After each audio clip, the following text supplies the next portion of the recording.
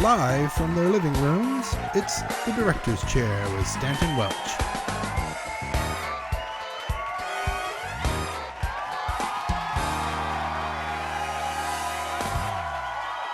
Hello everyone and welcome to our next Houston Ballet vlog, and today we have with us Oliver Halkowich. Hello Oliver, how are you? Hi everyone. How have you been keeping yourself busy? Well, I'm doing a lot of looking at myself on a phone and dancing on a phone and filming on a phone and singing on a phone.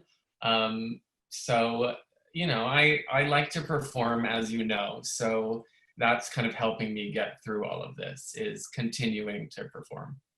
Yeah, there's some kind of therapy in creation. Yeah, for sure. And there's a little bit, you know, there's an instant gratification now. It's just you make something and you put it out there and it gets you through the day. It gave you something to do. Yeah. Well, just for our audience, we'll just start with, can you tell us where you're from and what was the trigger that made you go into dance? Was it straight away to ballet, or was there some other dance that made you love it first? I am from South Florida, where I am right now. Originally born in the Keys, in Florida, and I don't really know why I got into dance. It's because of my parents. They supposedly put me in a dance class at 2, and it was, you know, I don't know what I was doing at 2, but it was like a jazz and tap thing, and that kind of continued until my teacher said you have to do ballet to get better at the jazz and tap. So I kind of, I said fine, and then I fell in love with it. But like why all of that happened, I don't remember. I think I fell in love with ballet from watching it more than doing it. Was there a show specifically or a person? I kind of think it was the Nutcracker. No. You know, I was, I remember going to that, I think as a student, you know, as like a kind of, you know, when you go as a student matinee, you know, you go with your school. And I fell in love with, I've always liked music and dance going together, but something about the Tchaikovsky and the beauty of it all and the theatricality and storytelling, all of that kind of like clicked for me. So ballet just like immediately took over. Like I was like by jazz and tap. I also was doing diving and piano lessons and karate, and all of it. I was like, no, I just want to do ballet. Wow. And then from there you went to the Boston, or where was the first sort of trip for you? No, so at I did a couple summer programs, Pittsburgh, and then I went to San Francisco, and I did a summer program there, and they asked me to stay for the year. And that was when I was 14, about to go into high school. And I was ready to get out of South Florida. So I said, Mom and Dad, I'm going to San Francisco. And they figured out a way. So I lived in San Francisco for 4 years for my whole kind of high school time. And then from there to Boston Ballet too. Yes. Yeah. So, so 18, I kind of really didn't know what I was going to do. I was maybe going to go to PMB and do their kind of trainee program. And then I got the call about BB2, and I don't think I'd ever been to Boston. And I said, why not? So I went to Boston for a year. And San Francisco didn't have a SF2 at that point. No, they had apprentices, and no, they didn't have a second company. And Helgi said to me that he wanted me to do another year in the school, and I said no. But Boston Ballet 2 gave you a chance to perform, right? Like there was a heavy performance. So yeah, I mean, it's very much like RHB2. They have their own programming. So we did our own touring kind of thing as Boston Ballet 2, and did our own performances and acted as apprentices for the main company. Right. And then was it from there you joined Houston Ballet?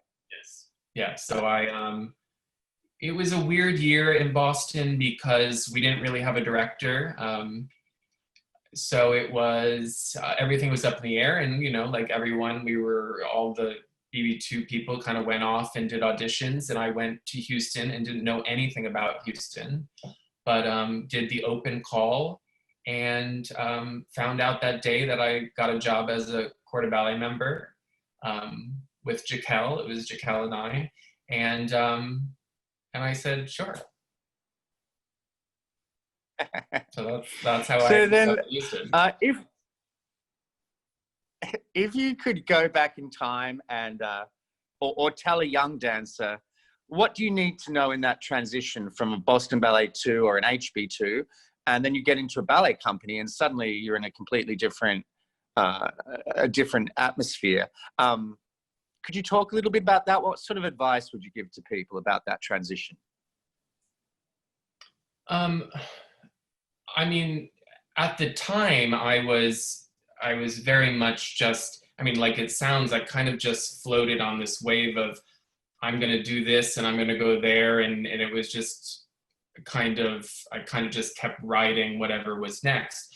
Now, as advice, I guess, what would I say as advice? I think you listen, and you just have to learn fast, so you make mistakes, and then the next day you try to fix those mistakes and learn. You just got to learn from your mistakes quick, because there's a big transition from being your last year in school, where you're kind of top, you're like the top of the class, and you're doing these big parts, and then you kind of go into the trainee program where you're still kind of in that, and then you drop off into you're just the bottom of the totem pole. And I think all of that it's a huge adjustment for your psyche as a teenager. So I think it's getting, you go through your day and you go, oh my God, what happened today? I was a disaster. And then you start over the next day and you learn, and you watch the people who are doing well and you learn from them. I know for me, so much was about watching. I mean, I think those endless hours when you're sitting on the floor watching other people dance is so much a part of what makes us. Yeah. And I loved watching people. I mean, I remember there's a dragonfly in here, if you're wondering if there's a sound of fluttering. When I was in San Francisco Ballet, before class, we'd have class at 12:30, so the company would perform or do class beforehand. And I would sit and watch their class every day, because sometimes I loved watching more than I liked doing.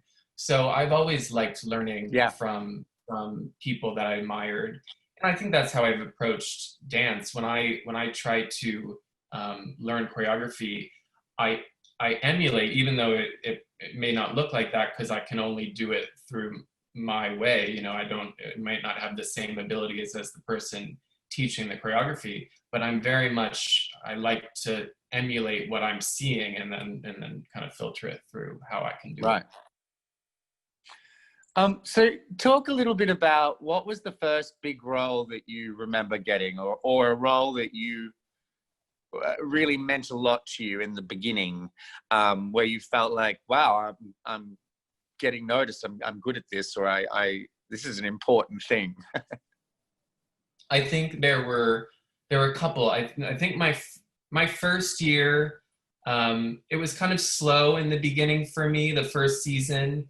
Like the company went to Russia, I didn't get to go on that tour, and it was a little bit of a kind of waiting, and then we did Ben's Cinderella, and I got to do the Jester, and it might have only been at like an outdoor show at like the Miller Outdoor Theater, but that was kind of my first thing where I kind of got to do a little bit of a soloist part, and it's a lead part. That's a big part.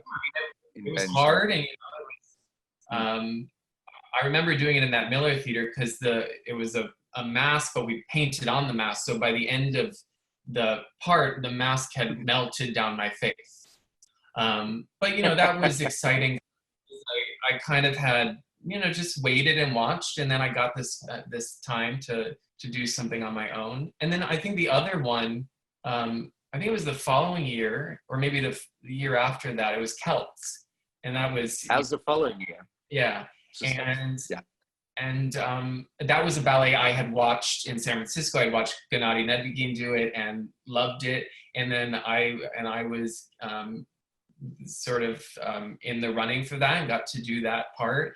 And that was, especially because it was something, it connected me to like my dreams I was having in San Francisco. And then there was a little bit of a string that went from that to where I was at the time. So that was cool. I remember you in that ballet very clearly. It was fun.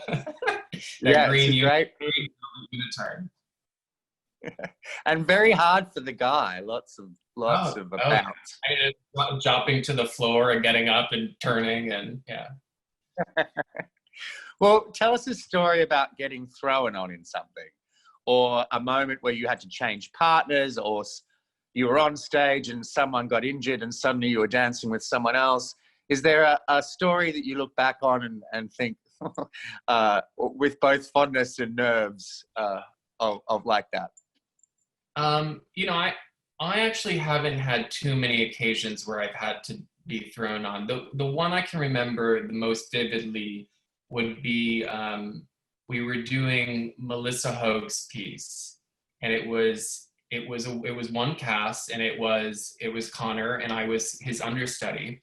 And I think it was like we had done opening night, so then it was the Saturday show, and I'm standing on the side watching him, and I see him do something to his ankle, or you can't, you know, in the moment you don't really understand what happened, but you see it in his face, and then he comes off stage and something's not right. And so immediately, I mean, it was not a very long ballet, and it was probably midway through it. So he somehow was able to get through it. Thank God, because if I had been thrown on that, I've never had it that bad where I've had to go out in a minute. But I did, we had a Sunday matinee the next day, and I took the video home, and I knew it. We had, you know, I had rehearsed it, but I mean, it's still scary.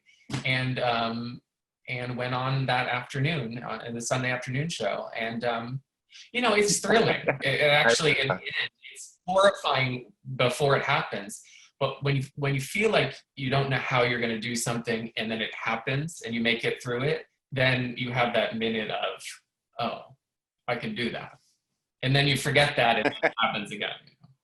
So that's my. And now that you're, go ahead. Now you're a choreographer, you have it the other way as well, yes. right? Yeah. Because I remember for your ballet with Allison. Yes. Oh yeah.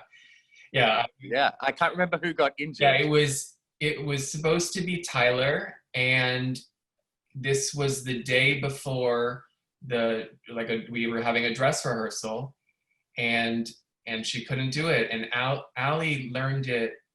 I don't think Allie was even, this was for the Reach shows that Connor and Melody and myself put on. And so there weren't understudies.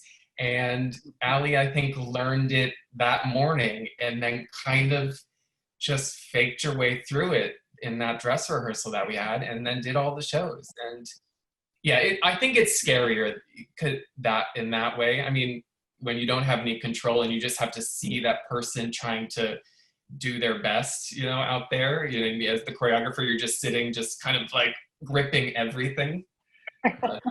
She had a blast. There is something exhilarating about it though too. I have to, when you watch a dancer and they're just free and in moving. Yes. Yeah. But you're terrified with them. Yes. So tell us about having roles created on you.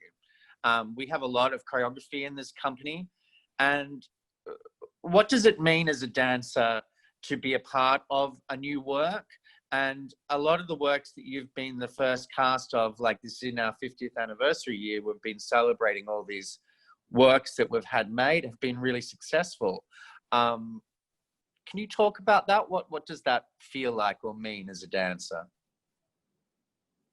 I think I've shifted in my feeling on that, because at one time, and I don't know if this is for me specifically or if this is how all younger dancers feel, but you you want to dance all these ballets that you've been watching, you know, as when you're in the school and you watch company members do these dances, you want to do those dances and you want to put your mark on them. And that I was like that, and then that shifted, and maybe that's how I got to be in more kind of original, you know, new works, and now it's more interesting to be a part of the process and be in the room with the choreographer and make something, you know. It's just we're all just in a room making something, and that's what interests me in dance in general right now. Is just kind of, we all get together and you don't know what it's going to be. The choreographer can have a plan and the dancers can think they understand what the choreographer wants, but no one really knows until you've put it on stage, and then you've built this thing from the ground up, and that is, I don't think there's anything like that. Yeah. And we've done a lot of that at Houston Ballet, and I think especially in the last 5 years, and I've gotten to be a part of a lot of it, and I think it's helped me as a dancer, it's helped me as a choreographer, and I think it's helped me as a person.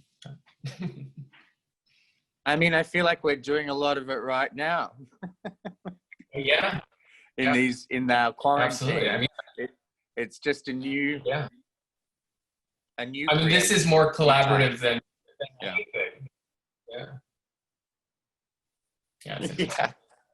I feel like the silent movie star in Singing in the Rain, that suddenly our whole industry has shifted to a different thing, and we have to learn how to be in this box. Yeah. So tell us about when you're performing a role, or a role that you really had an emotional moment in. Sometimes as a performer, you can be performing something and you're crying or laughing, or it takes you a while after the show to recover from it. Is there a role or a moment in a ballet that really triggered you or was very special that way? I think the times that I've had my kind of biggest realization that this was important, or I was having an emotional experience, is kind of after it's done. Like even bowing. I remember like when we were in Paris and we were at the theater that Champs-Élysées. Yeah, and you stay and you I'm not thinking about it while dancing, but you're standing there with your comrades bowing in this epic theater that has all this history, and then that's when I'll kind of tear up and be like, I'm gonna always remember this. I probably won't remember the performance, but I'll remember standing on this stage with these people that are my friends and thinking, oh wow, I just did that. So I think because I'm usually when I'm dancing, I'm thinking about, am I entertaining the audience, and am I doing a good job, and all these things that I don't know that I don't know, but it's afterwards, or you know, as you're laying in bed and can't sleep, that's when I have my more emotional times. Right. So on one last question, I've been talking to everyone and we're trying to articulate what is that relationship, and you kind of just sort of talked about it with the dancers, but with the audience, there's such a difference about having the live audience there with you or with us, and that you can sense it and feel it, and there's waves of connection. And is there a way to describe that? What is special about having a live audience? You know, I don't know if this will answer your question, but I just watched a live or a video of Rubies that, you know, is floating around on the internet, of George Balanchine's Rubies, a ballet that I love. And watching it, you know, through a screen, there was something missing. There was like a disconnect, because it's a ballet that is very much you're kind of in this collaboration with the audience. It's jazzy. You're playing with the audience, and that's when you really need that audience. You need to feel them, and then they in turn feel you, and then that's when it all works out, I think. And I've been watching a lot of dance online right now. And sometimes the beauty of ballet comes through the screen really well. But there is something just different about having the audience there for the dancer, and I think, and that's how the audience feels that. But you know, there's just something that watching Rubies, I was just like, it just felt a little false to me because you didn't have that live element. It was like, well, why are you flirting? I'm not there, you know? So I don't know if that answered your question. I mean, this is what we're doing. I think. No, go ahead. I think it's interesting that for the audience to understand that we can feel them, that you can feel when they draw attention, and you can feel when they're laughing or humorous, and sometimes even as a performer. I mean, I think Sylvia, for me, had many moments where in the studio I was like, I think this might be funny, I'm not sure. And then you get out on stage and the audience laugh, or they laugh at something completely different that is funny by, you know, not by plan. But you feel them. There's a chemistry. Yeah, I mean, it's interesting because especially in the War Them, you don't see the audience. There's a big space between you on stage and the audience, and it's completely dark, but you still feel them and you still play off of them. And there's still nights where you're like, oh, something I'm doing is not working, you know, like there's a disconnect, and sometimes you're like, I'm totally with this audience. So it's interesting, but there's nothing like that, and I can't wait to get back to that, because that I do believe is still the most important, is the audience performer connection.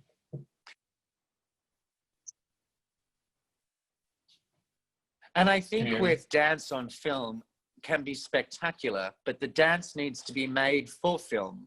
It can't be dance made for public, doesn't transfer necessarily in the same pattern. You have to, even if you took that dance, you have to remake it into the beauty of film. And then dance in film, from all the musicals that we love, from, you know, Turning Point to, it can be really spectacular. But I think that that's what we have to, as choreographers, start to understand, is that the box that we're in, the way it's filmed, is now our mirror, I guess. Well, I mean, I've been watching the Turning Point because we have the VHS tape here in the room I'm in. And, you know, a lot of those great performance shots are from behind, where you see the footlights, you know, and that as a performer is what we're looking at. So that's why that resonates for me so much with watching that old movie. It's because that's what I'm seeing. I'm not really seeing an audience. I'm seeing darkness, and I'm seeing these footlights, and there's something beautiful and nostalgic about that, and that's why I think that movie works so well. It's because it was filmed like that. But filming it, sometimes it does. There's something that is missing when you just film dance from behind, you know. But we're learning, and that's what we're doing right now, right? We're filming dance in new ways. Yep. Yep. And luckily you were sort of doing this a little bit before we all had to. You're the leader. I mean, I love when I was thinking, have you ever seen the movie The Favorite? Yeah, love it. You know, that little dance scene that's a kind of like, almost like a Uma Thurman, yeah, John Travolta. I mean, that was where in that movie I was like, oh my God, this movie is amazing. Because you needed that kind of wild dance to be like, oh, that changed this whole vibe of this movie. So dance in film can really up the ante. Yeah, I also thought that Anna Karenina with Keira Knightley had not dance, but sort of theatrical physicality, almost dance, how they transition from scene to scene. So We'll be I mean, there. We just have I to love make the stuff. that kind of the theater thing that they would do, where it would open into realism, but it was all kind of in a theater. I love that. That's a good movie. Me too. Great. All right. Well, thank you very much. Okay. And we'll get back to editing. Yes. I'm gonna go do that right now. And we'll see you soon. Bye. Okay, thanks.